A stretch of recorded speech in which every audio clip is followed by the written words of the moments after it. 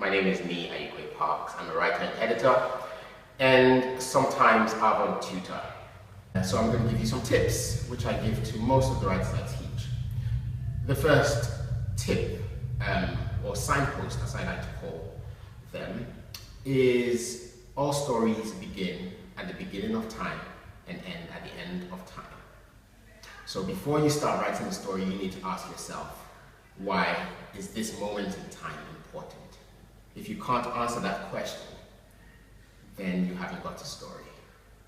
So I give you an example. Your classic murder mystery. A body is found. There's nothing unusual about that. People have been dying since people have been living. So the reason why the story has to be told is the only thing that makes it interesting to someone. So the moment you say somebody is dead, a body is found, you have to give a reason why that body is interesting, because actually a dead body is not very interesting. But if we say this person knows why the Iraq War was started, suddenly we've got an international mystery. Or if we say this person is really rich and just got married, then we have a domestic mystery with monetary proportions. So depending on the trigger you have, which says this story is important at this time, that is what helps you to start the story.